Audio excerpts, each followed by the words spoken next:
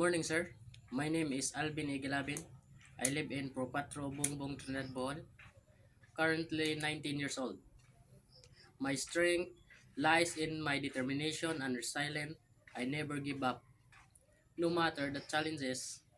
Additionally, my ability to stay calm and think clearly under pressure help me navigate difficult situations effectively. My weaknesses. My family is my biggest weaknesses as I would do anything to protect them. Their happiness and well-being deeply affect my emotion and decision. If you hired me, I would show you my unique skill and dedication to make a significant impact on our team success. Thank you, sir.